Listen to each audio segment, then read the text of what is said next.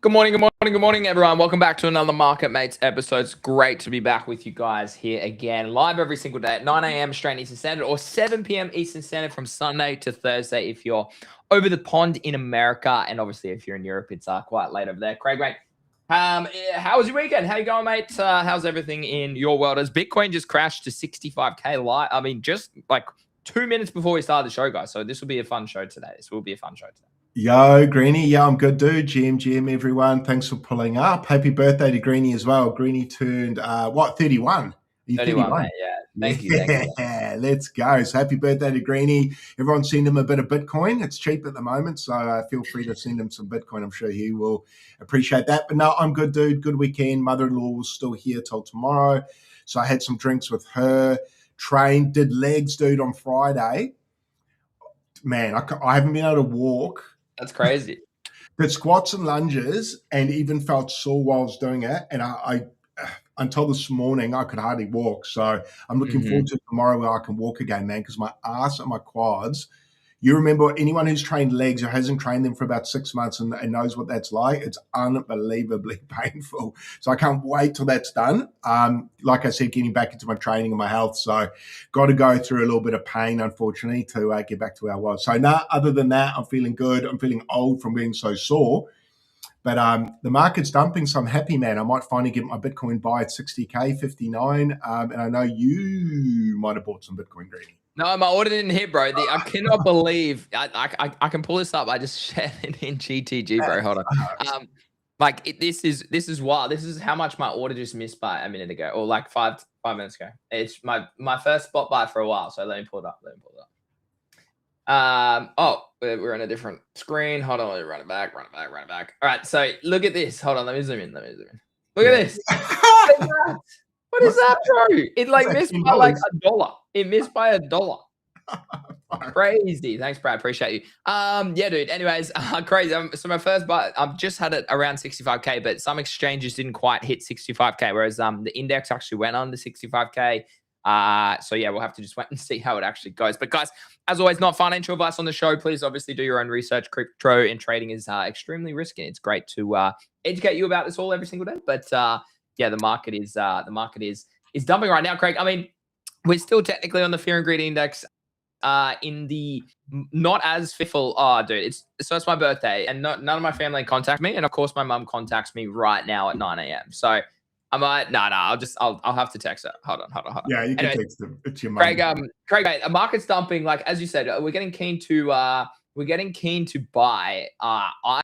I starting to see value again for the first time. Now, again, I put a post up this morning, I think, and we've spoken about this quite a lot on the show, is a lot of people always put such a preference on a particular price. I put more emphasis on time in terms of when I want to be buying based on time. It's not necessarily price. So for me, you want to obviously buy at a discount. Like that's always the goal, right? But you also want to be aware that if you're buying the first dip at say like 85K, well then no, we clearly had a market structure break. We're probably going to go lower, right? We're now at 66K. Whereas for me, I start to look at time, Craig, and I start to go, well, hold on a minute. We're starting to show a little bit of length now. And I still think that the low is going to be formed in the next 2 quarters. It's going to be in Q2 or Q3 this year. Then we're going to have a reaccumulation period, and then we're going to pump again. So I'm pretty keen to start just DCAing in at certain time-based and also price-based. Obviously, you need to delegate it into price. But yeah, Craig. So yours is still 59. You're not buying a little bit higher there? You're just staying patient? The longer Bitcoin refuses to give me it, the more I will reevaluate that plan. I'm still of the mind that we see lower than 60. I just don't know how long for, right? That's the issue. It might just be quite a quick sweep down below, grab the liquidity, and then move back above that 59, 8, 60K fib level. I'm kind of eyeing up. I'm thinking anywhere between 65 and 60 is probably not a bad DCA zone now. I agree. Yeah. Below 65 for me now is starting to look quite attractive. And the longer we sit here, look, I guess you go back to when we were sitting, hey, Corgi, how are you? Thanks for pulling up. When you zoom out on the monthly, I did it the other day on Friday show when you were away, Greeny. I was chatting to the guys about bottoms forming in a bit more depth. That we've been over it. We've been over it actually in length. Just structurally, what it looks like. Looking at the structure starting to build up now in the monthly, probably more so on the weeklies. You've got a bit more candles, and then you can go on the daily to see it even more. You start to just see a little bit of a pattern forming there. And even though I think we're going a bit lower, maybe this is the zone I should start accumulating in, because there is a lot of price action around this level. Slightly lower, there was a lot of price action when we sort of accumulated there. What was that? Between the 70 and 50K zone. There was quite a lot of buy action in there. So I'm thinking that's probably my zone where I want to target. I just don't know if we're going to go deep into that level. If you asked me, and I guess what I was trying to say, if you asked me at 126K what a good DCA level is, and you said to me, well, how does 65K tickle you? I'd say, yeah, that's probably not bad. So I probably need to look at it with a more bullish outlook rather than bearish, and say, what would 126K Craig do at 65? And I'd probably hit buy. Like it's a 50% pullback. So it's pretty good. Like, I think in time you should be fairly safe. So, do you want to go grab it? I think Greeny's mum's giving him a call for his birthday, guys. So I'll run it from here. I just can't control the screen, unfortunately. I know he's coming back. No, I missed it. It's all good. Yeah. Yeah. Oh, dude, you wait all morning, and then she calls you. Of course, she calls you bloody as soon as you go on stream, guys. It's ridiculous. And of course, the timing happens. I don't know, Craig. Can you see? I can't see what platforms people are watching on anymore. I can only see a total amount of viewerships now in Restream. I don't know if that's just a change overnight or what's happened there, but yeah, that's not good. That's a shame, because now I can't see how many people on YouTube, how many people on other platforms. So, righto. Yeah. No, I didn't notice that when I was doing it. I was actually just manually checking all of them and running through the tabs rather than doing it that way. But we actually had a good turnout on Friday. I couldn't stream from my main because because trying to connect it from your restream, I didn't have authority to connect it to my app. It wouldn't let me. So I was like, fuck, no one's going to watch. But I shilled the hell out of it and actually got about 350 people watching on the main. So shout out to everyone who actually who went to the main market, mates. That was nice to see you guys do that. Thank you very much. Otherwise, speaking to 10 people would have been a bit embarrassing. So it was quite good to see everyone turned up. So Friday was a good stream. But back to Bitcoin. I think the longer we cook here, the more I start to think, well, if there is a sweep down, I don't know if it'll go as low. I don't know how low it goes, and I don't know how long for. I don't think that long. I think buyers probably step in because people like me are probably going to start getting impatient soon. Yeah, no, well, that's what I'm thinking. I genuinely and that's why the title of the stream today is why is crypto not breaking? Dude, the world, like, oil is pumping, man. And the world is like fragile. The S&P 500 looks very weak. Where fuel's at all-time highs right now in Australia. We haven't seen fuel at these levels. I don't even know, Craig. I haven't seen it ever. Have you ever? Yeah, I've been driving cars for 15 COVID. years. Yeah, no, it's wild. It's absolutely wild to think about. So, if we come have a look, and just a full market update, but gold's still at 4,400. It's still down quite considerably. It's high now after a really strong rally last week, Craig, which I actually buy some. I bought some at that 4,200 mark. So only a little bit, like only $2,000. But I was like, you know what? I'm happy to buy a little bit here. Just as like a longer term sort of hedge. You bought it on chain, Greeny? You bought it? Yeah, I bought it on exchange, bro. Isn't that wild, dude? Because it's great. How bullish is this? Okay, crypto is so bullish for me because when it comes back to tax purposes and I sell it, I only charge at 25% business, right? Yes. Whereas if I was buying this in my personal name, I would have to pay CGT, and that could be, if it's in the first year, 50%, right? That's crazy. So yeah, huge. So I bought it on chain. So that's cool. And also the ability to sell it. See you later. You can do it in 1 second versus going down to your local shop and having to sell physical gold. Honestly, I don't know why wouldn't you buy digital? It makes so much sense just to buy the digital asset. I don't know. Maybe the oldies prefer physical, Craig. I assume because that's how they can think about it. It's like, oh, it's physical. I've got the physical nature of this. But the S&P 500 has broken structure here with a weekly close. Now is currently at I actually had a little order, not order, but just an alert here that it hit this morning. Um, but it's now at 6,380 points as well after losing a critical support at 6,540 points. So very curious to see how this plays out, Craig. But when you do start to zoom out on a lot of these charts, particularly like month and above, like look at this monthly candle, Craig. I mean, it's the second last day of March, and this monthly candle is the most bearish monthly candle we have seen on the S&P 500 for a very long time. Like we had a very bearish candle in March last year, but it wasn't as like this is if for those who are listening, this is basically wiped out 1, 2, 3, 4, 5, 6, nearly 7 months of price action just this previous monthly close due to the war and what's happening. But with AI disruption as well, there's a lot of catalysts that show me that this is probably going to have a greater pullback in time, which is obviously going to affect a lot of other things. Crypto stocks continue to sell off as well. Coinbase down 7%, Robinhood down 6%, Circle down 4%. Bitcoin's obviously struggling at the moment around 66K. So the market's hanging on, man. And I mean, Hyperliquid now back at $38. So it hit $40 last week as well. So I don't know, man. Like this. It's such an interesting time in the world. It's an interesting time in the world to be. You probably like being cash heavy is, and as always, not financial advice on the show. We're just talking about our own sort of personal thoughts. Is like being cash heavy now is actually not a bad shout.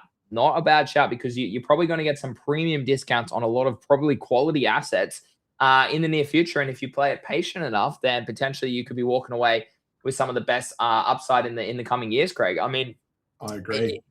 Like Bitcoin as well. I mean, the more I think, I don't know, I'm polarizing. Like it's the same. I've like the devil white, and the angel. yeah, the devil on one and the angel on the other. And I'm like, don't buy the it. devil's like, well, like what happens if the internet goes down? And then the angel on the other one's like, well, it's a scarce asset. It's like the most like like it's decentralized. You can go anywhere in the world. You can take it wherever you want. With all this war, it makes so much sense. The adoption. Then I look at like someone like Tyler Durden and whatnot, who's like just so bullish. I'm like, I'm like, okay, well, I need to be bullish on Bitcoin, right? But it's and like, I don't know, dude. I mean, where do you sit with all this? Where do you sit with all this? It's a great question. And yeah, it's probably a good thing you're bringing up because during bear markets, conviction gets tested a lot. And it's hard to have 100% conviction in anything in life because anything, in my experience, my 40 years on this earth, crazy things happen.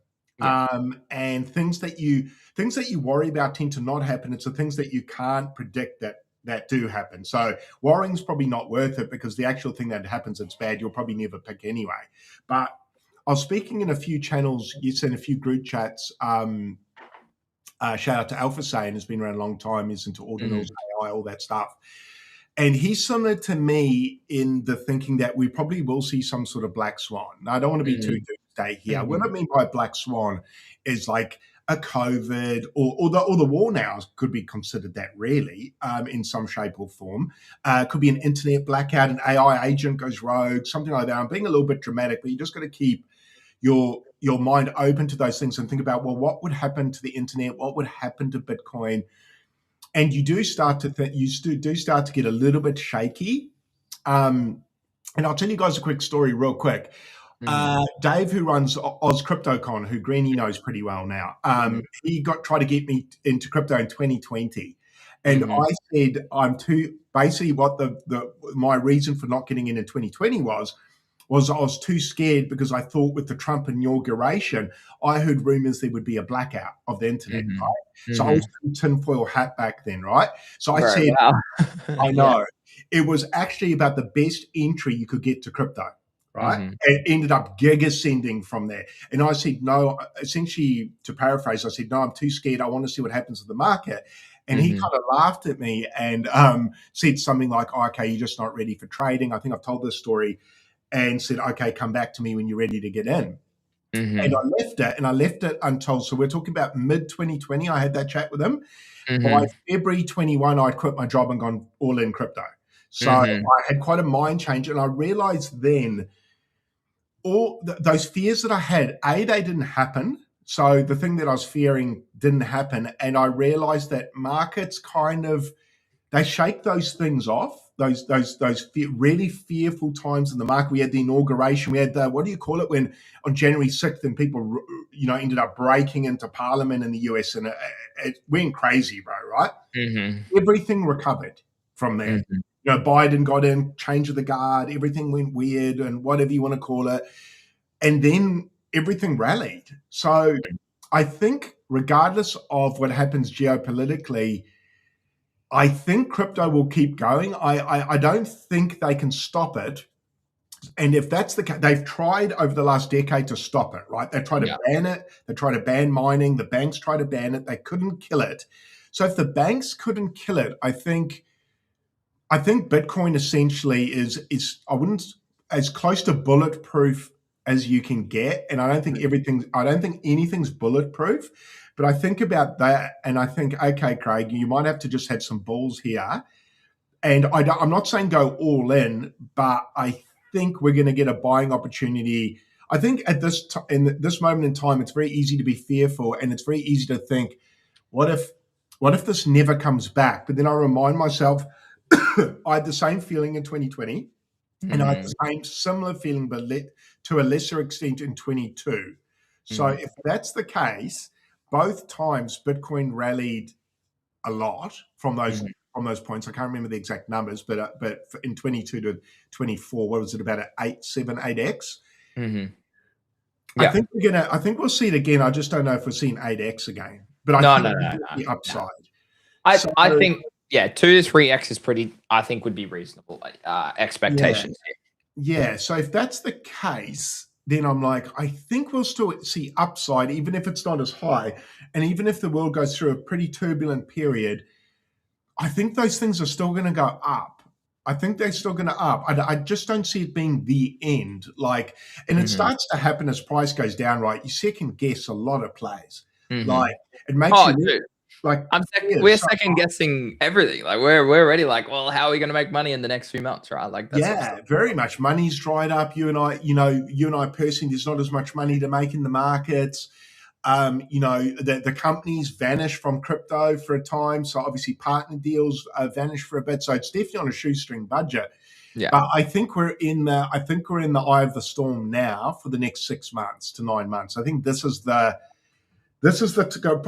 going to be the toughest part for the next 6 to 9 months. So yeah, I don't know if that's really an answer for you. That's just how I'm feeling. I don't have the answer, but all I can say is how I'm feeling. So even though I'm fearful as well, I'm optimistic because unless it does something, it's probably going to repeat. It's probably going to keep doing what it's always done. And if it's all, and I saw a good post the other day. Someone posted, I should have saved it. God damn it! But it was about a 45K price point to about a 59K price point, going on past cycles. I can't remember what they were basing it on. Was it a quarterly pullback? Can't remember what it was, but it actually made a bit of sense. And it said Bitcoin's done this every time and recovered every time from this point. So unless it does something different for the first time in its history, it's going to bounce more or less there. And that actually lined up with my price point estimations as well. I'm not saying, because it lines up with mine, it's right. It just, the data, it's database. So I was like, I think they're right. I think 45 to 59 is your real sweet spot for buying. Whether we get it, I don't know. Yeah, and I think that's why I'm happy to kind of see value at 60 to 65. The fact we've held up here very well. It's down 50%. Just in case the market makers, whoever, Michael Saylor, blah blah, just in case it doesn't dip in there and everyone misses it. I think you just got to have a plan. And like we were saying, this is my 4th bear cycle, so I've got a plan and I'm already starting to execute it. And it gets exciting moving forward because there'll be lots of opportunities. Oil continues to pump, Craig, with the war. I mean, Trump came out last week and said a few things, and it's all pretty much like not even true. I saw that. Iran was like, we're having no deals. Like, what do you mean? And so, if anything, it's even more bearish on Trump, in my opinion. And I saw at the news, like, America's up in riots at the moment about Trump. Rallies. Yeah, fair enough. And I mean, even here in Australia, Trump's decision has indirectly affected us at an international scale. And they put a poll out on one channel I was watching, and it said, who do you blame for the fuel crisis in Australia? And really interestingly, the public voted 60% Trump and only 10% our government. when at the end of the day, you really need to understand that we'll know that like Trump's not responsible for us having under or 30 days worth of fuel reserves. That's our Australian No, government and not having. he's not responsible for the tax, the Australian Yeah, government. correct. Yeah, They could they lower could the halve it tax. straight a day. Yeah, exactly. It's pathetic. It's actually pathetic, Craig. It is So actually the pathetic. government still get paid no matter what, right? And the guy I spoke to 2 weeks ago, I spoke about this on channel. He's in construction. Remember, I spoke about him, and he Yeah. works, for government contracts. And he said that's what they're speaking to governments at the moment is to cut their taxes because they're like, we've got no margin now to do the work for you guys. You're still charging full fuel tax. Why not Yeah. just cut the fuel tax so we can do the work for you and make a slight profit, and you guys still make money from thin air. So that's the kind of chats that are happening in the background. So it is frustrating that the government is still taking their full clip while local Aussies are just getting pumped. It's frustrating. It's super frustrating. And look, Trump's not helping the situation, but the Australian government's not really helping either. Yeah. No, it's really interesting. I mean, yeah, it's they could cut the tax. I mean, you got to think about farmers, right? You got to think agriculture in this country and produce. Like grocery stores are going to suffer. They're going to have to hijack their prices. They're already bloody so expensive because it's a what do you call it? Duopoly. So yeah, it's a tough time to be an Aussie right now. And dude, I've been stressing way too much. Of course, we bought a house. I think it's the right decision to an extent, but if rates go too high, then you just got it's an affordability crisis. Then it's not. It still might be the right decision. It's just you won't be able to pay it because it's just too expensive, right? So yeah, it's a tough time. It's a tough time, and I mean, yeah. So we'll just get as oil breaks above $108 alive again on the show. We'll run through some articles, and we'll come back and look at some more charts later in the show. As Tau and everything really blew up last week, but I'm short Tau, I'm short Solana, I'm short Bitcoin, and they're all printing this morning. So I love to see that. Crypto needs a reset before the next bull run. This article was written 2 days ago. This is pretty much. I just wanted to pull this up, Greg, because this is very much on theme with what we've been saying for a while. Like it's time. It is time. It's necessarily price. It's boredom. It's when people start to, as you said, you start to question even why you're here anymore. You start to go, well, hold on, is this asset ever going to go up again? All these sorts of things. But that's just the volatile nature of our industry. And it's important for people to understand that. And if you can't understand that, then join a group community and GTG or listen to our show every single day because we educate you through that because we have been doing this for a long time, right? So yeah, I just wanted to bring that up quickly and say that we probably still need a bit more of a reset, Craig. Would you agree with that? I mean, it's pretty crazy because a lot of altcoins have been quite underperforming, but even then, like, I mean, if we go have a look, yeah, altcoins are still doing okay, but it looks like we probably head lower in time. Yeah, altcoins are definitely, if you're holding those at the moment, you're probably hating this current price action. Lessons again, right? Don't really hold altcoins, dude. Like, and there's a few articles starting to talk about altcoins more and more now, and just saying that most of them need to go to zero. I'm seeing that on the timeline on X, and I completely agree. 100%. Most of them need to go, and it'd probably be better for the whole market if they go, because then the concentration of money can hopefully go into the good stuff that actually does things rather than just vaporware. So I think we do need to see a reset. We saw a lot of greed in the market on the pump to all-time high in Bitcoin, and now we're seeing a washing out of that greed.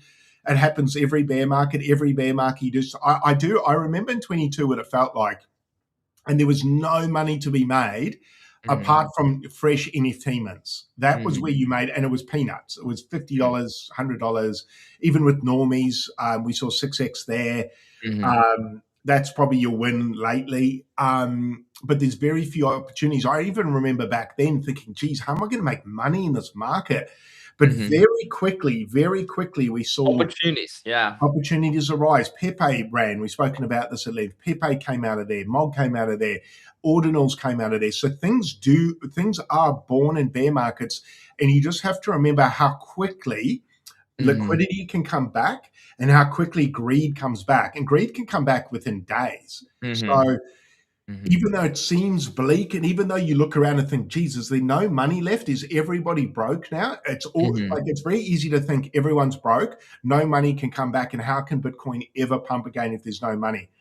My lesson that I took out of 22 is there's plenty of money out there Mhm. waiting to come in. I don't know where it comes from, man. I don't know, I don't know where it comes from, but as soon Yeah. as things get better, it comes in the hundreds of millions. So I guess patience, dude. It's hard though. It's hard It is watching hard, dude. prices go down and go, I'm okay. It's Yeah. okay. Bear markets are hard, bro. Like they are. They're hard. They're hard on your psyche. They're so hard on your psyche. And Mentally tough. I get it. Like I totally get it. So yeah, no, I've been offering people like we set up a 7-day free trial for GTG. I've been offering people like huge discounts. So yeah, it's like it's just more so people can sustainably keep on going, and like that is the goal over time, is to Mm. keep educating and keep helping people even when the times aren't as lucrative. But it's often those times where a lot of these people will leave now, Craig, and they'll come back in a few months' time or next year and go, "Oh, wait, I missed a huge rally and I missed hyperliquid at $25." And you're like, "Well, yeah, bro, because you left at the wrong time. And I told you not to do that." But here you are, not listening to a guy who's a professional in this industry, who's turned 4 grand or 5 grand into over a million from trading. Like, it's like, Hmm. okay, maybe I should listen to people like that. It's Yeah, just because now's where people they need want to to get, stay. Now's the time to lock in. If you're going to lock in at any time, not a financial mm, advice, but for the next year, mhm, start to just open your eyes, keep your finger on the pulse of the market, mhm, because those people that do that are the people that got 16.5K Bitcoin last bear market. Those are those people. Then you can be that person, or you can be the person who got in at 70K at the prior all time high and get a 2x rather than an 8x. So either you mhm, can get a 2x or an 8x. You decide where you get that. But the people that stay plugged in get the 8x. The people that mhm. arrive late get the 2x if they're lucky, and probably don't sell the top either. Round Yeah, trip it, sell at a loss, get frustrated, and don't come back. yeah. So you just got to decide which two of those two parties you want to be. Yeah, exactly. Yeah. So no, the market's in an interesting spot. I actually am hedged in a couple positions as well to the downside, not only in crypto. So hopefully we see lower this year. That is the goal. But Canada, this is really interesting because the UK, Canada, and Australia are probably very similar countries, Western societies. But what we've noticed is that the UK and Canada have really kind of putting up a stance to crypto more aggressively than say the US, but and even Australia. Maybe Australia's just a little slower moving. But Canada moves to ban crypto donations for the election campaigns following the UK, Craig. I mean, I'm pretty sure Trump had heaps of crypto donations when he was running for office, whenever that was, a couple of years ago now. But yeah, this is very interesting, Craig, that they just continue to I don't know, Canada and like the UK and stuff, like it's different over there. It's different. It's not widely accepted. I don't know why. It's just an interesting perspective for us to keep up to date with. Because for me it's odd. It's odd when you've got the US as such a dominant force of like, yeah, no, we don't care. Like everything's fine, you know? Yeah, Canada is pretty similar, I think, to Australia as well. And Mhm. Australia is probably similar in just they're quite stringent on the laws and very hard on new innovations and hard on new tech. Mhm. It's got. I mean, I guess it's just got to do with how do I even word this? Deals that are made a long time ago with the banking Mhm. sector, I suppose. Maybe that's Mhm. part of it, maybe it's not. I mean, I don't exactly know what I'm talking about. I'm guessing, obviously, because I'm not Mhm. privy to those conversations that happen or have happened over the years. But Mhm. sometimes it just seems strange how hard we are on new tech. It's like, Mhm. why not?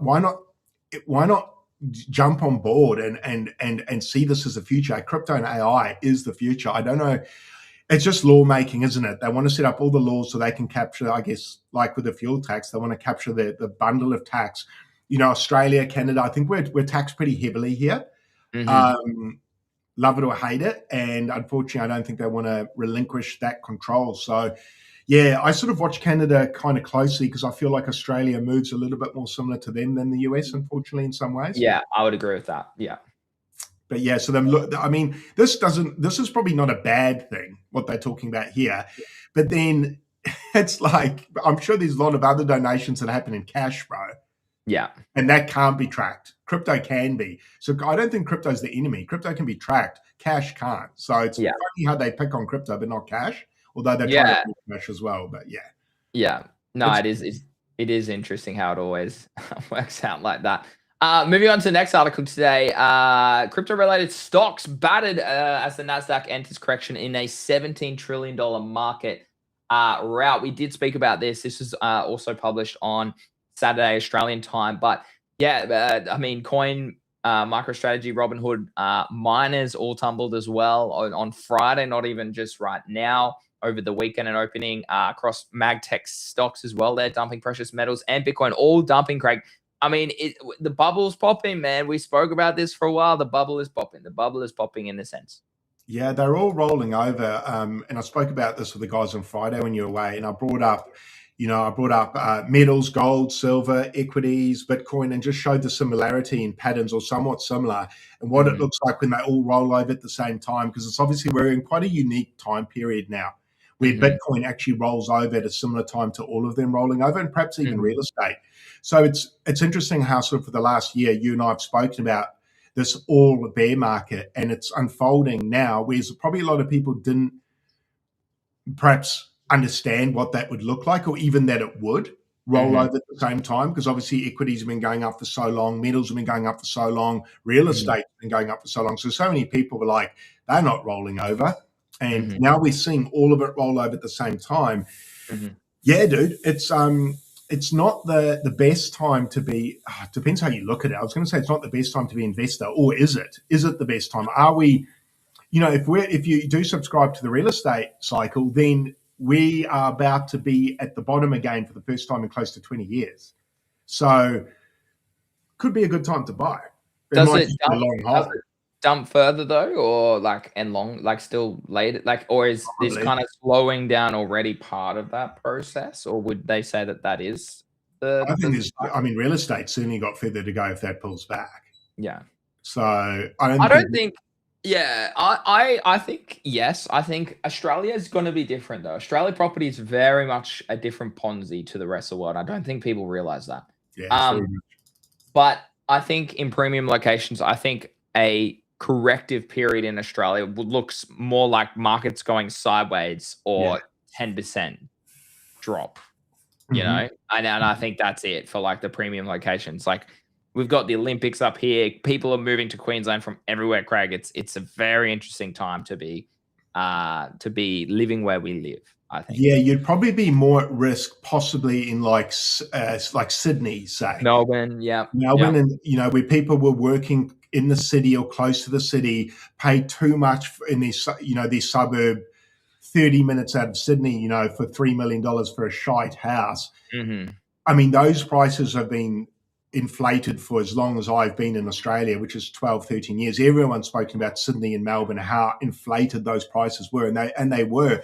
And as the world changes, and as AI comes in as well, so there's so much happening now. People are losing jobs. So the requirement to work in a city now probably is less than it used to be, and you can work from home.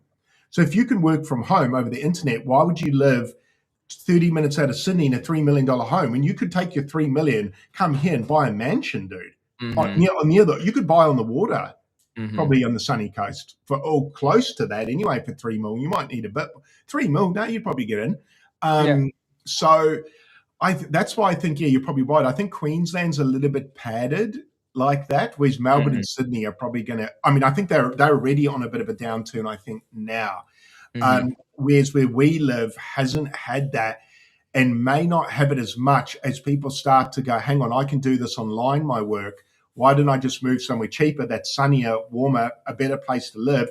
I don't have to sit on the train for an hour to get to work and back. That's where I think the world's changing. And luckily, by just an absolute fluke, I've picked to live where people are ending up wanting to go.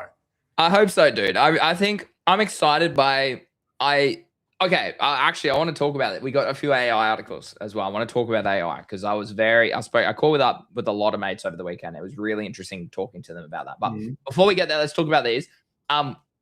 Market moves to price in rate hikes as inflation fears and geopolitics reshape the Fed expectations. I mean, we were saying this for ages, Craig. Here in Australia, we're front running this. Okay, we're already front running this. The affordability crisis is real. Fuel is astronomical here, and the markets aren't going to slow down. So, all these people, all these Trump coming out, he hasn't said anything about rates for a long time now because he knows that they can't really drop them anymore, right? So, yeah, I just thought that was really interesting that markets have flipped from pricing in multiple rate cuts to expecting rate hikes thanks to the energy-led inflation fears. Yeah, no surprise here, Craig. We were talk about that for a while. We'll talk about that. No, and it is funny you mentioned that he hasn't spoken about it. He hasn't spoken about that in months, has he? No, It's gone. because Not on the radar anymore. he sold that dream and it didn't work out. No, it's almost like he was pumping and dumping by saying things like that, wasn't he? Wouldn't be the first time. No, so it's kind of like, I'm going to drop rates. We're going to sack this guy. Rates are coming down, and then it now looks like they probably need to go up. They actually probably need to.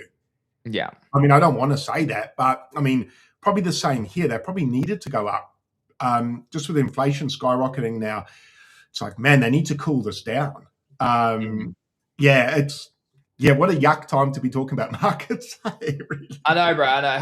Hey, shout out to the 15 people across, well, this doesn't include Twitter as well. So shout out to, and obviously the Spotify and the Apples and the Amazons who watch or listen back on the replay. So we know we probably still get around, I'd say, and also the replays as well. So thanks for you guys for tuning in on all the YouTubes and everything as well. So collectively, I still think we're getting around 1,000-ish views across multiple platforms per show.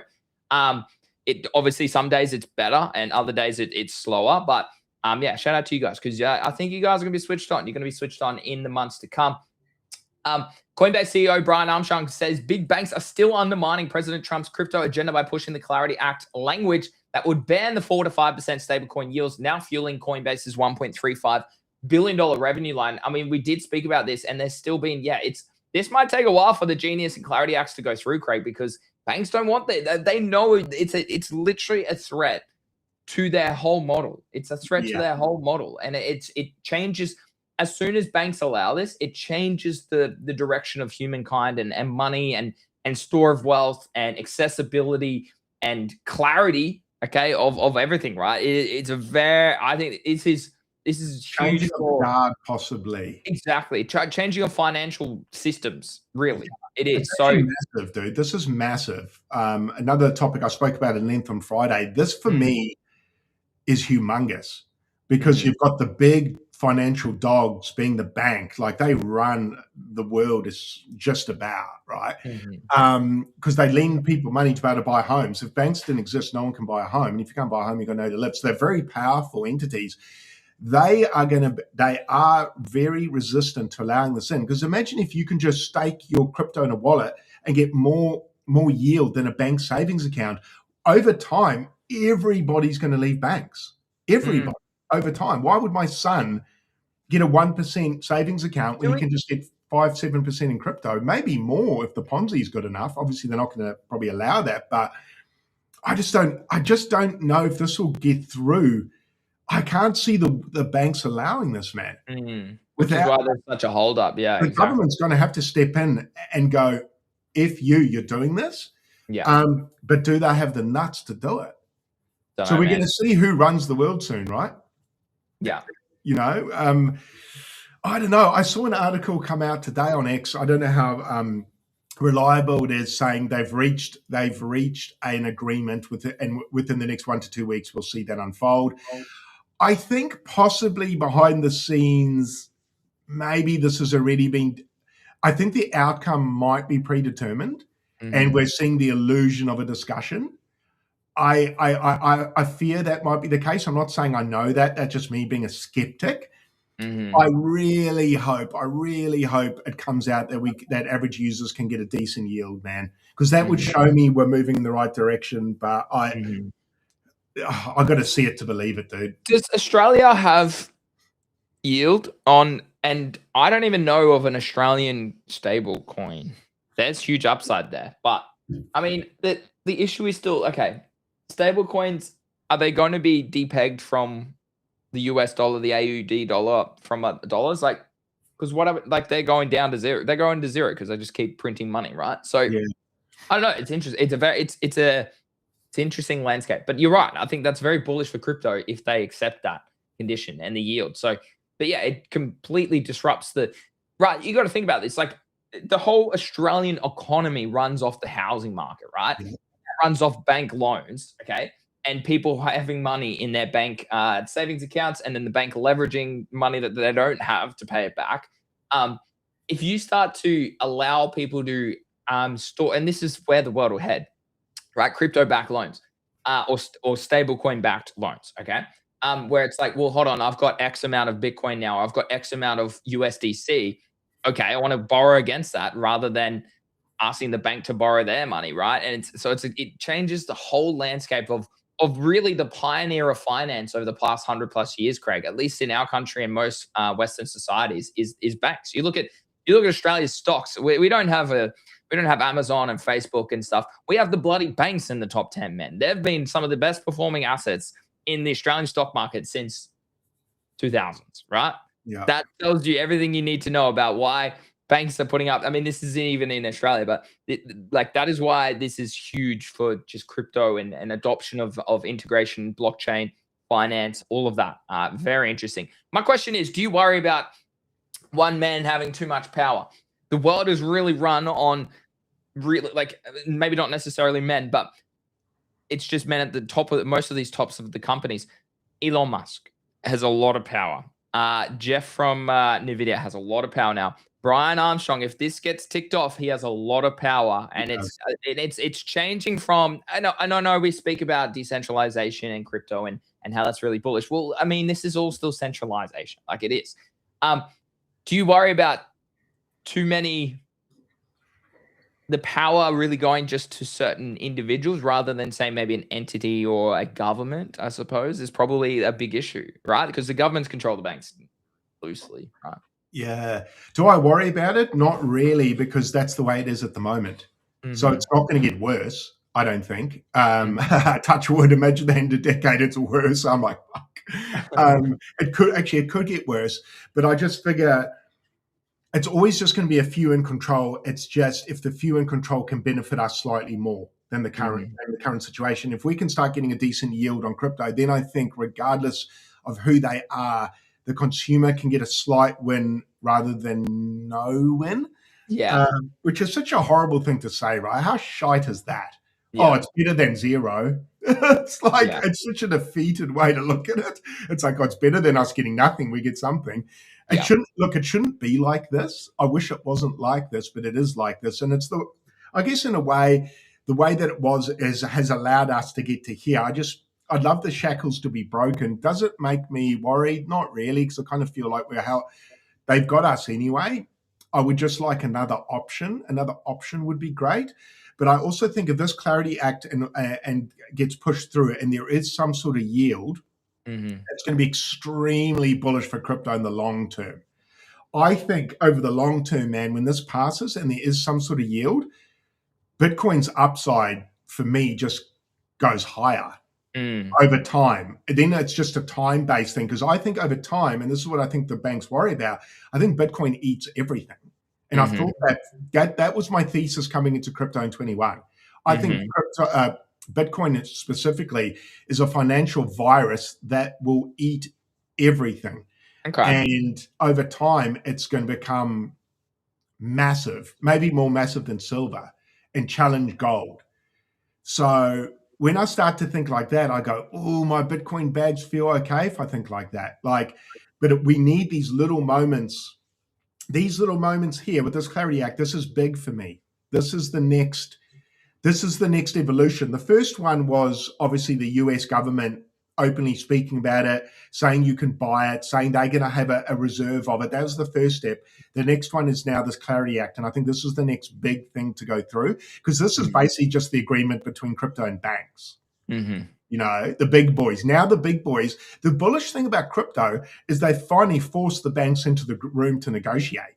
That's quite good. Like the fact we're even talking about this, if you'd asked me in 21, I'd be like, this is amazing. Like now I'm talking slightly bearishly about it. It's not. This is so bullish that the conversation's even happening. The public have to digest this in the news. It's just going to be rocky, I think, along the way. But I think the ultimate outcome is that Bitcoin continues to eat at banking profits over time. And I think they can't stop it because they tried and they've now gone, fuck. I think what will probably happen is banks are going to have to offer crypto. I think they're going to have to, rather than fight it, they're going to have to offer it. So I think they're going to attempt to hijack it. That's what I'd do if I was them. Well, they would create their own stablecoin. That would be the logical. Yeah. Which is what we spoke about last year with a few of those states in America and whatnot. Yeah, I think it's coming. So I think long term it's bullish. Short term it's going to be wild. It's going to be rocky. Yeah, so I guess I've just got to sack up and buy some Bitcoin at 60 to 65K, dude, and just, I hate to say this, but trust the process. Yeah, which is a Hey, go horrible word. back and watch. Yeah, let's go back and watch our streams from 2023. It'll My bad. give us all. It's very interesting, interesting times. AI, quick article on this. How big tech's $630 billion AI splurge will fall short. The real problem, apparently, according to this journalist, is that the tech firms will struggle to spend their massive budgets in ways that deliver functioning data centers. If you have a look here, we have seen a tremendous increase in the amount of spending on cloud computing over the past few years, up to, I can't even do the math on that, but I know is that trillions? Nearly $1 trillion across Alphabet, Amazon, Microsoft, Meta, and others in just the past year. And that's up basically probably nearly double. Oh, yeah, 800 billion. I didn't even read the scale. Oh, dude, I had a big weekend. I'm still bloody recovering. So 800 billion is how much we spent in 26 so far.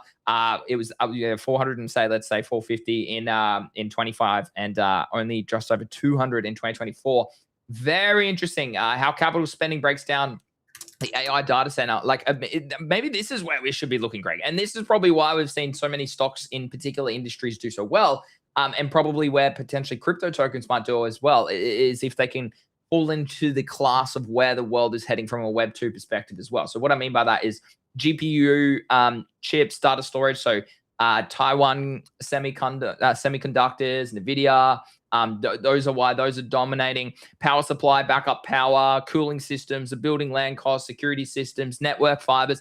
It's very interesting when you start to dive in a little bit deeper into where the money actually goes and whatnot, because for me, you want to be thinking about where the world is in 2 years, 5 years, 10 years, and positioning yourself accordingly. Okay, that's how you make money and consistently do it no matter what's happening. Just interesting how it's going here. Now, I want to talk about Claude, actually. I caught up with mates over the weekend before we go have a look at some of the charts guys out there. But I caught up with mates over the weekend, and one of them is very in touch with AI, And I said, hey, bro, do you know what OpenClaw is? And he's like, never heard of it. I was like, wow, okay, that's interesting. I said, hey, dude, do you use Claude? He's like, yeah, a little bit. I only use ChatGPT. And I was like, okay, so CT makes me feel as though I'm so behind the curve. I'm missing out. I've got all this bloody FOMO because I don't have a Claude agent bot named Felix or named Yoshi like Zeneca's or whoever else as an agent, because I'm not selling a product or doing something automated right now. I go and talk to my IRL friends who are very well educated, who all have very high paying jobs, who are very smart and ahead in their own industries. And they don't even bloody know what this shit is, Craig. So we're still so early to the AI trend, and still so early to people working out how to actually use it to maybe sell products, to make things more efficient, to automate processes like content and whatnot as well. My one of my really good friends, he's very much logical. He works in construction. He was like, I don't see the benefit of it. Like I just don't get it. It worries me, but I also do like how. Like he was just like how, and I was like, bro, like think about lawyers, think about accountants, think about jobs which are just so easy to like just literally remove. Use AI to generate, like software engineers. Engineers is another one. Use AI to generate whatever it is, and then just have someone just signing off on it. Like that's literally where that like AI disrupt tens of thousands of jobs in that industry worldwide. And he was like, "Oh yeah, I suppose like that does make sense." And I said, "Whereas like he was in construction, and my sister, like she's a hairdresser, and I was like, well, those sort of jobs, yeah, look, unless you're gonna get robotics or some bloody thing, like that's ages away. Like if that is where the world eventually heads, I doubt it probably is. But I was like, okay, yeah, that industry makes plenty of sense. Like I would double down on your trade industries. I think that's probably not a bad bet at all. People who are electricians and plumbers and builders and hairdressers, like people who build things, okay, those like that stuff will continue to thrive.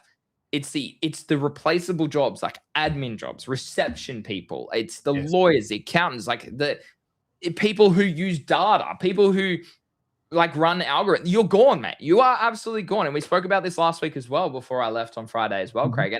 And it just really put it in perspective that me and you are ahead. Like I'm a little bit more advanced in AI in terms of what I use it for, but me and you are still very much ahead of 99.5% of people, I would say.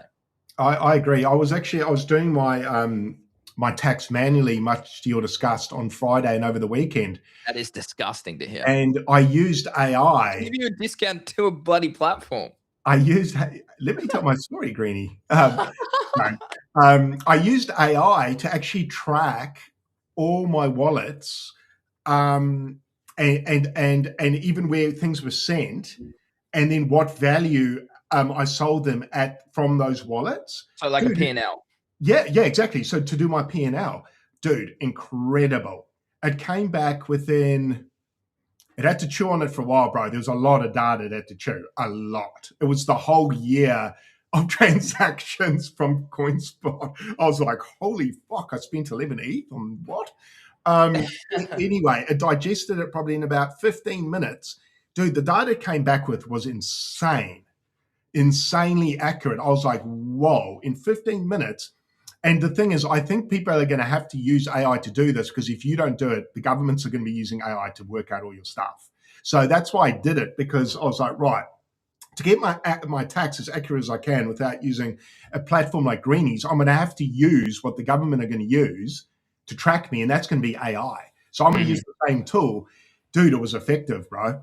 It was pretty good. I mean, obviously, you get, it's what you said. You get the information from AI, and then you cross-check. But the cross-checking's quick. It's the actual collection of the data that takes ages, but the AI does it for you. It was awesome, dude. I was like, wow. After 15 minutes, I had this P&L that showed me everything I bought, everything I sold, what price point, and each coin. How it was awesome. It was really good. So there's another testament for AI.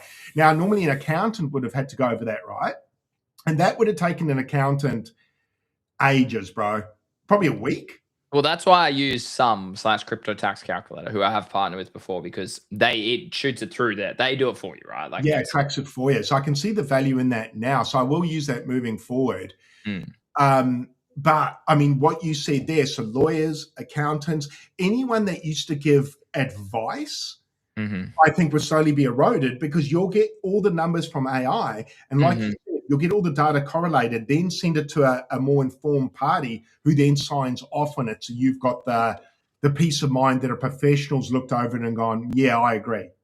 Versus they can come back and go, oh, hang on, you've missed this and this and this. But that's fine, because I haven't used the accountant for a week to break down all the manual transactions that I can actually just get some AI bot or AI agent to do. Because why would I pay an accountant shitloads of money just to track transactions? That's just, that manual labor doesn't need to be done by a professional. I mean, I can take that back and say it does, but it actually doesn't have to be, because if the information's correct, I just need them to cross it off for me and say, oh, you've done the right thing.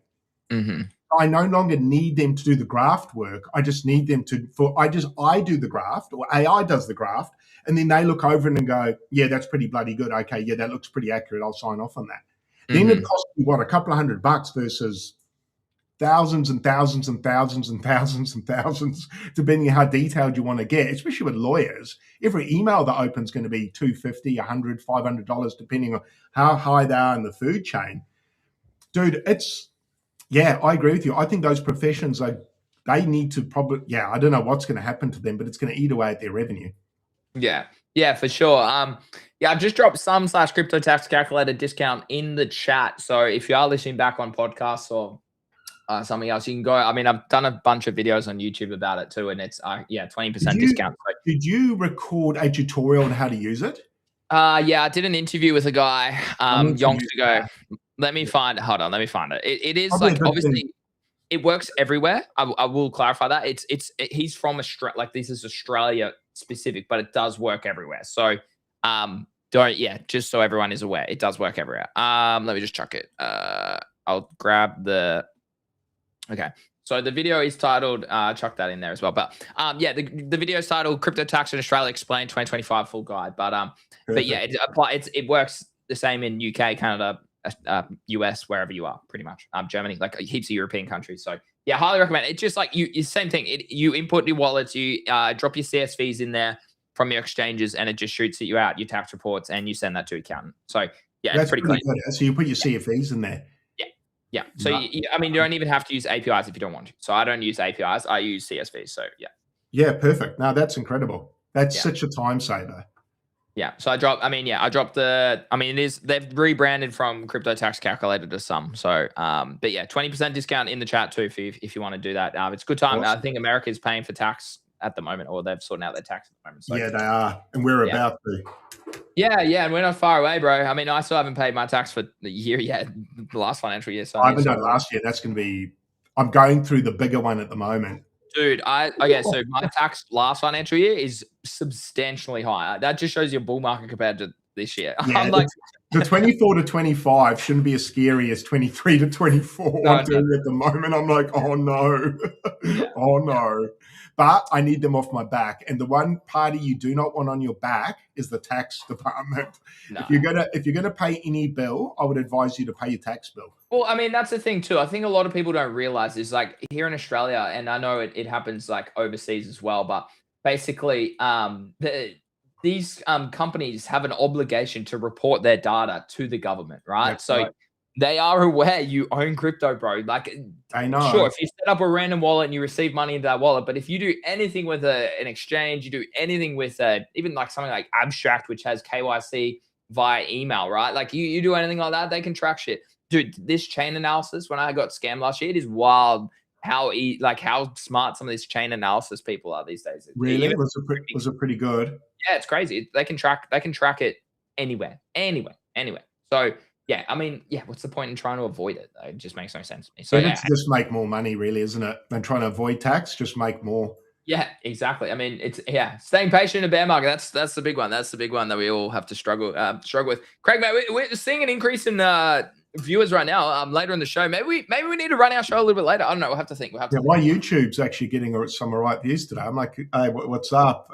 We got a new view on there. Kicks me, pulse hit flex. Welcome. Let's go. That's your old PT industry coming through, Craig. Yeah, maybe. Love to see it. But yeah, guys. Yeah. I mean, Bitcoin had a drop just before, dipped down to around 64.8k, 64.9k, depending on what exchange you're at. We're about to have a daily close, a weekly close here. Back into this order block, which we'll just have to wait and see if we actually hold this or if we are going to sweep lower. A little bit lower, but yeah, dude. I mean, if you look at the structure, I mean, I want to just talk through. I mean, Hyperliquid now below $38, Solana battling $81. But look at this, dude. Like Solana just looks so bad. Like it's actually broken its macro structure here. Well, not macro, I suppose it's on a daily chart, but broken its daily structure here. Now creating newer lows, lower highs. Basically confirming that unless it really holds this 70, if Solana can't hold between sort of 75 and 78, Craig, this is heading to $50 very, very soon. Okay. This does not look good. And I would say that we probably head to $60, $50 range in the near future for Solana. And it's crazy, man. The amount of people who are still coming to me and going, Greeny, I want to buy Solana. I'm like, why are you buying Solana? I just don't get it. Like, I have no idea about that. Craig, should we talk about this stupid meme coin scope bloody trash that's going to happen on Monday? Did you see that from all these influencers who have rugged people for millions of dollars? Yeah, I'm not going to name names, but imagine following that guy for a hot runner, dude. Why on earth? Okay, these people have literally taken millions of dollars from copy traders, from whatever, all of their systems. And what, now they're trying to build up a random event in the middle of a bear market because they're going to make more money from your exit liquidity as well, bro. It's the biggest report block.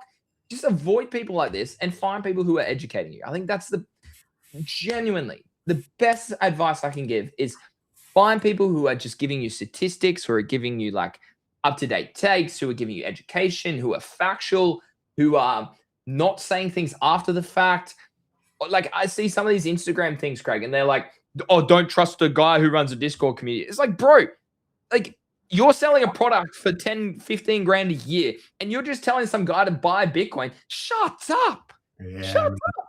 I see it all the time. And the same guy had a video, which is probably deleted, right? These same people have a video on their Instagrams and on X buying Bitcoin at the all-time highs and then saying, oh, no, we're de-risking now. In November last year when it was at 80K, it's like, oh my gosh, you have no idea what you're doing. You sold a lie and you're just lucky you've got enough marketing skills to kind of retain that, right? I just feel sorry for a lot of people out there because they just don't get their information from the right people. And I think a big lesson too is to zoom out. I think a lot of people still think that the best strategy to make money is by day trading on minute, 3-minute, 5-minute candles. You know, Ooh, would not disagree with that. Hey, check this. I'm going to send you a news article about that exact event. I don't know if this is true. This article. it's going to be the biggest. It's going to be the biggest exit liquidity event in this bear market. Hold on, man. It's a bit slow. Oh, no way, bro. No, there's surely not. That's got to be a troll, eh? Yeah, this has got to be a troll. I mean, this guy's pretty iconically. Yeah, he's quite a meme-based account. So yeah, but I mean, imagine that, bro. Oh, that's just. But guys, that warning there. Yeah, the only reason people are going to do something like this is they're not making money in the current market, so they're trying to work out a way to do it. So they're manufacturing a day to pump. And they're getting paid. They're getting paid, and they're not going to disclose that. They're not going to disclose that. Yeah. So don't follow those nitwits, man. Yeah. No. So. No, I shared in GTG this morning my plan for a few different assets, the levels I'm watching and why. So yeah, very excited for that. We'll see how we go. But yeah, Solana to $50 range seems inevitable in the coming weeks, coming months. And a lot of people are like still keen to own it. And I just don't understand why. Like I'll swing trade it, don't get me wrong. But from a larger perspective, like it just makes no sense, Craig. Like the narrative's gone. This is made like look at this. This has been rejection multiple times from these levels, like 4 times from these levels. Like Ethereum looks better. I mean, we should pull that up. Sol versus ETH. Like if this starts to dump, Craig, Ethereum is a better asset than Solana. It's as simple as that. So we'll wait and see what plays out here. We'll update you in real time here on the show, Market Mates. And as always, we appreciate you guys tuning in today. Craig, anything else we want to touch on here at the end of the show? No, I think that was a great show, dude. I think we've probably covered enough for everyone to kind of digest. I just want to shout out to all the people who are listening on all the various platforms. We've got a decent amount on YouTube, Abstract next to none. So shout out to Abstract for giving me no viewers. X has got a decent amount of viewers, so thank you very much on X. And thanks for pulling up on a Sunday, guys. I know you've probably got family and dinner and all that. So thanks for listening to us. And hopefully we're sort of guiding you in the right direction, because I know this time in the market is probably the time you probably need, I don't want to say guidance, but maybe a little bit of reassurance. Because now's when your conviction gets tested. Mine does, and I've been full-time for 5 years. Greeny's been in the markets for 10 years, and these times in the market rock us. So, you know, if you're a person who's got a full-time job with pressures coming in from corporate and stuff like that, and then you've got a bear market on top of you, I can imagine it's very stressful. So hopefully you guys, we educate you and we entertain you as well, and you continue to follow us, and hopefully we can all get some wins together. Yeah, man. Well said. Well said. Thanks for tuning in, guys. As always, if you would rather watch it, it's probably best to go to our YouTube, Craig's Coin Purse or Greeny Trades. Or if you're happy to watch it, listen to it back on podcast, you can reach us on pretty much every platform, Craig. Isn't that right? Yeah, dude. We're everywhere. I'm starting to do a bit of Instagram now slowly as well. Just like, oh my God, another platform. Far out. It is taxing, bro. It is taxing. Man, I feel like a bit of butter that's spread too thin on bread, but I'm going to keep doing it because you just never know where those normies are, man. We've got to pick them up from somewhere. So I figure we're going to help out as many people as we can. Yeah, you know, because it's a bit of an echo chamber on X. I figure I've got to get out of that bubble. Same. I think it's important. It's important. And just to get a temperature gauge outside of X. And it's nice and cold out there, guys. So I think prices are probably getting pretty good. Yeah, agreed. All right. As always, guys, thanks for tuning in. Thanks, Justin. Good to see you, bro. Hope you're doing well. Guys, as always, we're back at the same time tomorrow, 9 a.m. Australian Eastern Standard or 7 p.m. Eastern Standard Time if you're based in America. Click the sub if you're new, click follow. And obviously, if you're watching on the podcast or listening back on the potties, give us a little bit of a 5-star rating. Helps us grow on those platforms as well. Craig, have a lovely Monday, mate, and I'll see you again live tomorrow. Cheers, brother. Happy birthday, Greeny. Have a great day, dude, and we'll see you tomorrow.